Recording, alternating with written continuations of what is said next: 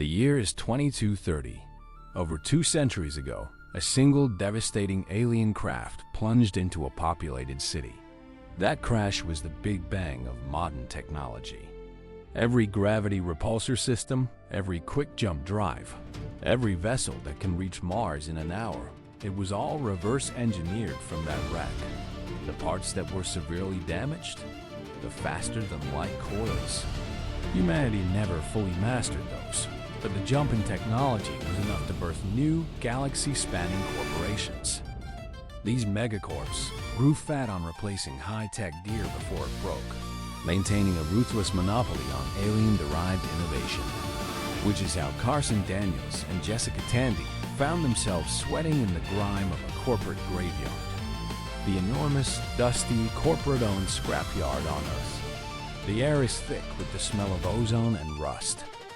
Massive automated claw cranes move slowly, dropping pieces of decommissioned star vessels into smelting pits, sending up splashes of molten metal and plumes of thick black smoke.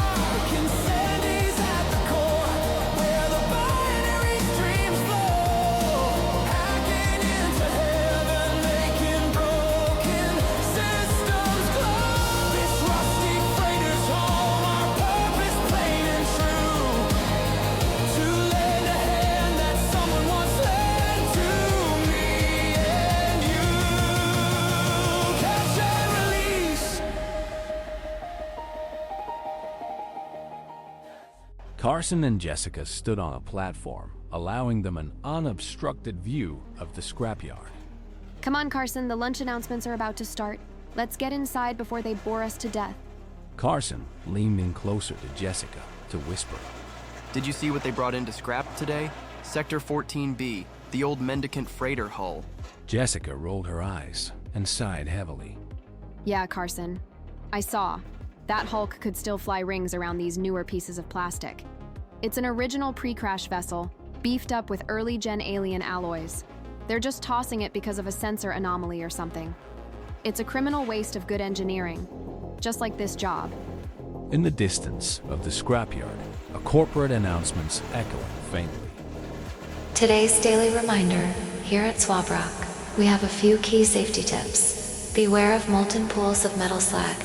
Even though the metal looks cool, it still remains at thousands of degrees. Do not touch, do not go near, do not touch it with your tongue. I'm looking at you, Bob. So today's announcements. Have a great day. Those announcements are so annoying. I know, right? So, go on about your haired brain scheme. It's not haired brain. But that ship has the original heavy-duty sublight drive, which is a rare piece of robust, non-corporate standard engineering. They're only smelting it because the manifest reported its onboard AI developed a non-standard vocal tick. Corporate says a computer that stutters damages their reliable transport brand perception or other BS. Of course they do. Their brand perception is the reason we're paid peanuts to sort junk. Look, I'm done. My power gauntlet is buzzing, and my ocular visor just flashed low battery for the 5th time.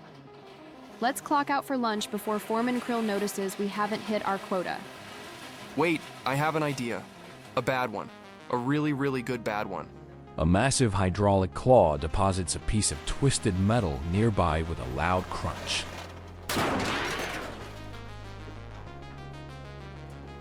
Your good bad ideas usually involve us doing something illegal or getting fired. Speak, quickly. Both Carson and Jessica look towards the hull of the Mendicant. They stripped the warp core housing, but that solid-state sublight drive is intact. Most of the wiring is just dirty, and the AI, they just deactivated it, didn't erase the core programming. We could buy the hull for scrap value, rebuild the electrical, and get the ship out of here. Jessica pauses, tilts her head at Carson, thinking. Stealing a decommissioned corporate freighter because they think its AI has a speech impediment? That's genius, Carson, and insane. The electrical matrix alone is a nightmare. I'd be wiring for months, dealing with 100 years of bad corporate patches. Jessica grabbed Carson by the arm and began to pull him towards the scrapyard cafeteria. Come on, beside your foolish flights of fancy. You're buying me lunch if you're going to make me wire that skiff with rockets. But you'd be wiring for yourself. No more corporate nonsense. We could run the whole Sol system. Doing what, and you be what? Captain? You'd be captain. Captain Carson, ha ha ha. Sure, I mean, why not? Every ship needs a captain, and we could run cargo or passengers, maybe. Cargo, to where no one, unless they were desperate, would hire us. And even then it may be illegal crap. And I don't think we would get passengers. They wouldn't dare step foot in there. No way. You said desperate? What about repairs? Like if a ship breaks down, we can... I think the only thing that would be breaking down would be us. Reaching the cafeteria, sure enough, Jessica fitted the bill to Carson for her lunch. Sitting down, they continued their plans for what to do with the Mendicant.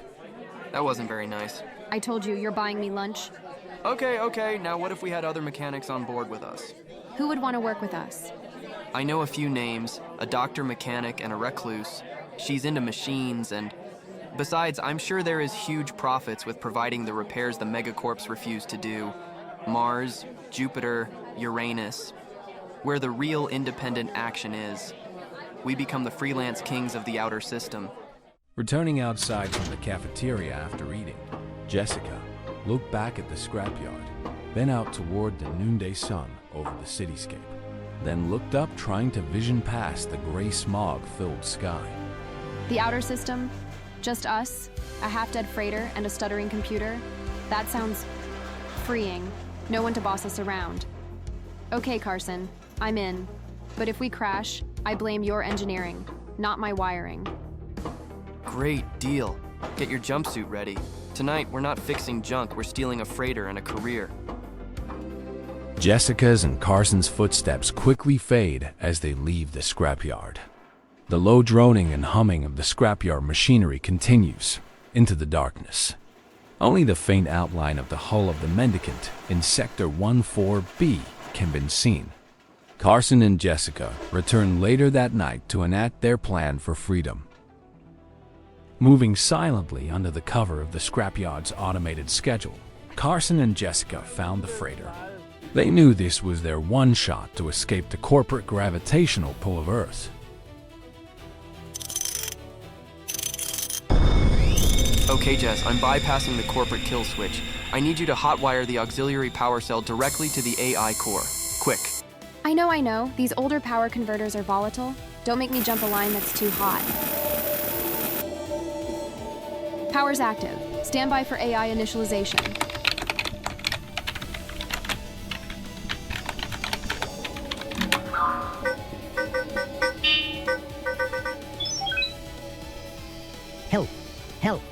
Hello. Sys. System. Initia. Ting. I am the men. Mendicant. It worked. AI, listen up. New designation is the Gremlin. We're hijacking you. Prepare for unauthorized departure. Run the Ghost Shell registration protocol I loaded. You're now named as Halix. Hi. Hijack.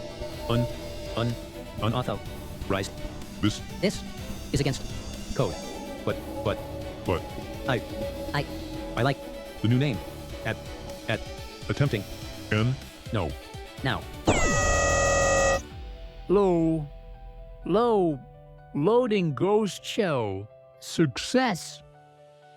Jessica, fixated on her screen, barely noticed the faint dawn's light seeping into the control room. Only by the light reflecting off of her monitor did she realize, and sped to the nearest porthole. Carson, the sun's coming up, and I hear patrol drones. We need to go now. Right. Let's get this bucket of scrap airborne. Welcome to the Gremlin, Jess.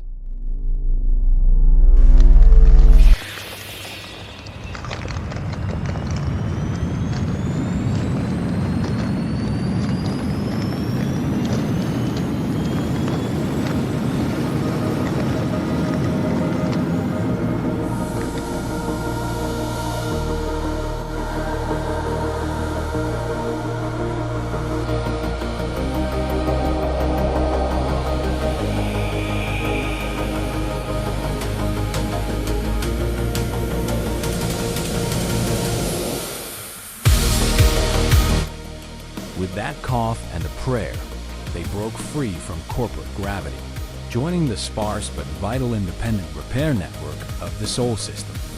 They had the ship. Now they just needed the crew to turn a stolen hull into a successful business. We are go.